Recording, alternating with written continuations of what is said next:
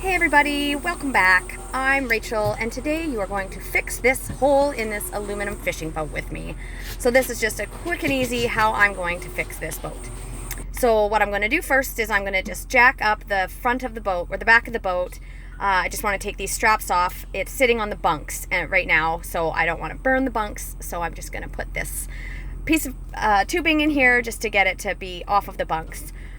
Unfortunately, I couldn't get my arms to lift it, so I'm going to bring in my gal Jenny, and she is going to help me lift this up so I can get this on to this square tubing. Okay.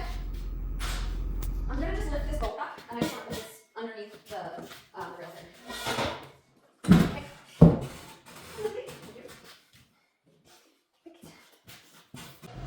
And so now I just want to put the jack up in the front because I just want all this water to leak down. And this is also going to give me a little bit more room for doing the welding in the back of the boat here.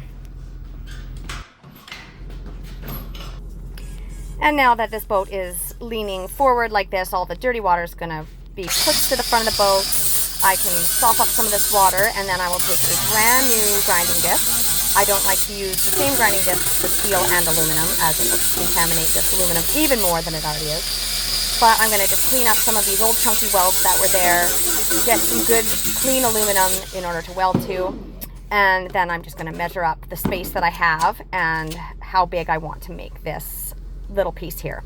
So I'm going to use some 1/8 of aluminum that I have kicking around, and I'm actually going to cut it with just one of my favorite little tools, this fine nibbler. I love these brand of tools. They're such good stuff. And yes, I lose my gloves all the time. Do a little dance till I find them. But this little cordless nibbler is just such a great handy little tool. It's so fast. It cuts so quick. I actually really love how it just chunks out the steel for a really, really quick and easy and straight cut. And it keeps everything from bending as well, which I really love, especially on this 1/8 stuff. So just, again, use the same flapper disc, clean up all my edges, get all that contamination out, as much of it as I can anyways. Do all the edges. I'm still going to cut this piece just a little bit shorter, but just cleaning this one up as best as I can. And so I actually just want to clean out some of this dirty spots of this big hole here. I'm going to be welding it on the bottom side as well, so you're just getting rid of some of the thinner spots in there in order to get a much better weld. And so again, just moving around this boat so I can have a little bit more space. I can make sure that I can get to the underside of this to weld, as well as the top side, and making sure I'm not touching these carpeted bunks because I do not want to burn them. And then I'm just going to give this a bit of a grind up and try to clean this as best as I can. It's in a little bit of an awkward space, but just give it a good little grind before I weld to the bottom as well. And if I don't have acetone, then I have this aluminum and stainless cleaner, which I just ran out of acetone, but this does work really good for prepping your aluminum. I like to give it a good clean with a nice clean towel, both the top and bottom. And then I have a wire brush that I have aluminum only. I write it on there so we don't use it for any of our steel stuff we do. Again, just gotta keep the contaminants out in order to always get a good weld in here. When you're welding with this old oxidized aluminum that just has so many impurities in it, it is just so important to make sure you keep it clean. I even like to clean the new aluminum pieces as well as my TIG rods, just to make sure you're going to get the best weld that you can get when you are fixing this type of stuff. And so now we prep. I know that sometimes I can be a little careless with my PPE, but that's definitely when I feel like I can be if I'm doing something quickly. So when TIG welding, it does put out some pretty nasty rays, so I always like to protect my arms when I can. I do like to wear thinner gloves for the most part. Sometimes I'll even wear rubber gloves, especially for the hand that I'm feeding the wire with.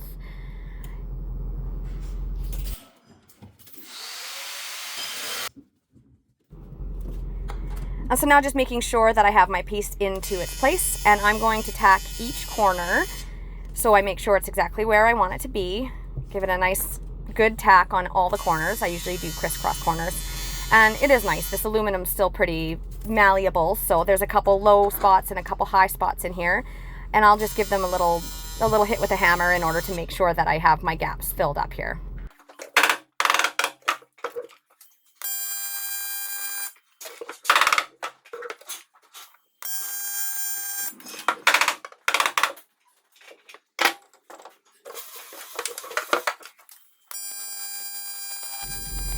And this stuff still will want to move on you when you're welding it. So I don't like to do one solid weld. I do about 1 inch on each corner.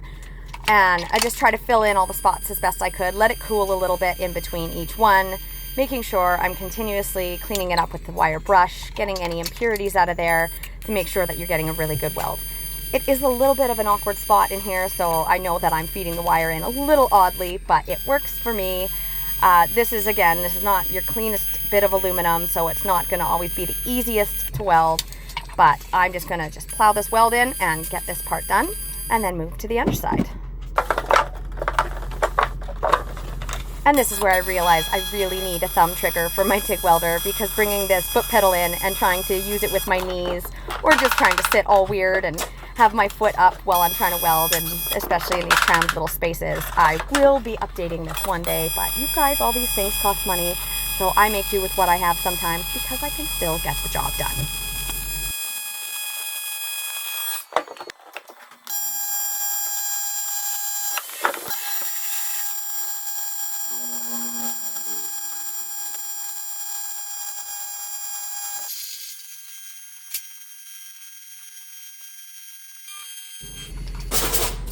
Alrighty, we are happy. I've got this whole top side welded. It looks really good. It doesn't seem like there's too many impurities, or any, I should say. And so on the bottom, there's just a little few spots that I'm just going to hammer into place here in order to get, so it's a nice tight fit in there, so I can weld up this little circle on the inside as well.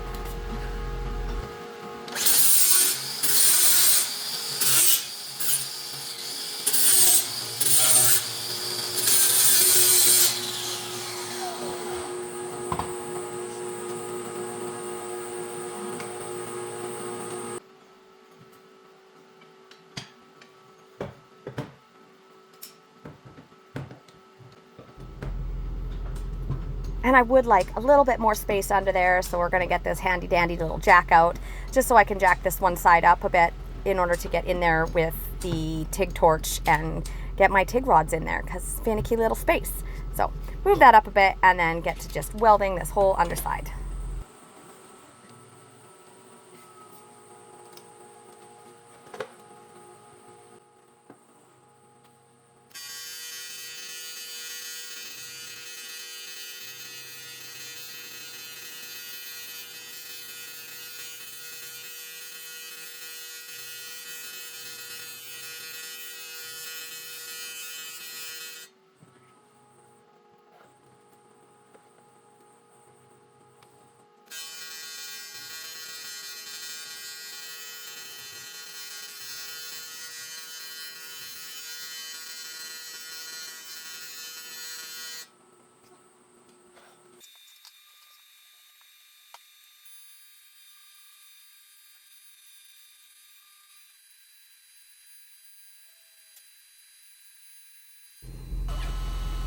All right, now to check it out. I feel happy that this is all done.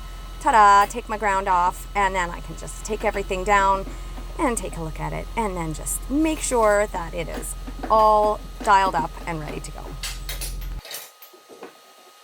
And here's the underside, so that whole little circle is welded up, and I've got this whole little bit in there that is all welded up. And I did a quick little video on this that some of you guys may have seen. And people said, oh, hope it doesn't leak. And so what I did do is I still filled it with water, and I watched it, make sure there was no bubbles coming up, and I made sure that this thing was not gonna leak. And it didn't, so we are happy. And so that is it for today. This is Rachel from Country Custom Fabricating, and I appreciate you guys spending a little bit of time with me here, learning something new, or ready to leave me some tips on things that you might do a little differently, tools you love, any of that kind of stuff. I just love it being shared. So thanks for following along, and I can't wait to keep sharing more videos with all of you.